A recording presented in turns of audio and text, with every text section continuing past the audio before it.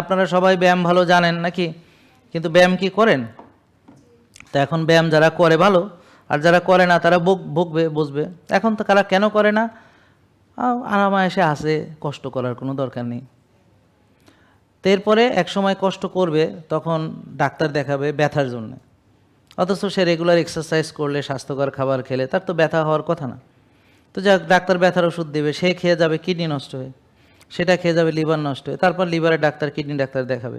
এইভাবে সে সারা জীবন ডাক্তার দেখাবে, ওষুধ খাবে এবং একটা একটা করে তার অর্গান ড্যামেজ হবে এবং একটা সময় সে আইসিইউতে যাবে বা অপারেশনে যাবে। তো আরও টাকা খরচ করার বুদ্ধি আর কি। কিন্তু মানুষ নিজেকে নিজে নিজে ধ্বংস করছে, কারণ তার এই বিষয়ে জ্ঞান নেই, আর যতটুকু জ্ঞান আছে সেতটুকুও সে ব্যবহার করে না। যেমন সে জানে early to bed early to rise, good for health, অথবা আপনারা যাই বলেন যে আর্লি ঘুমাতে যেতে হবে, ভোরে উঠতে হবে, তো এই 7-8 ঘন্টা ঘুমাতে হবে, এই বিষয়টা প্রায় সবাই জানে।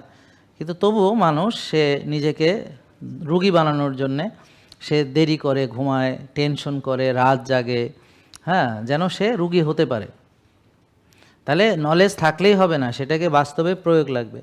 এখন আমাদের যদি অতীতের দিকে তাকায়, আমাদের পূর্বপুরুষ যারা ছিলেন তারা আর্লি ঘুমাতেন, সারাদিন কায়িক শ্রম করতেন, দুবেলা খেতেন, এই বিষয়টা নিশ্চয়ই আপনারা জানেন। তারা গ্লাইফোসেট না, তারা নিজেদের উৎপাদিত ফসল, তারা জিএমও না, অর্গ্যানিক অথবা ন্যাচারাল যে ধান, যে অর্গ্যানিক আগের যে বীজগুলো ছিল সেগুলো ন্যাচারালভাবে ওনারা করেছেন, ঢেকি ছেটেছেন, ফুল ফাইবার ওনারা খেয়েছেন, ফুল ফাইবার।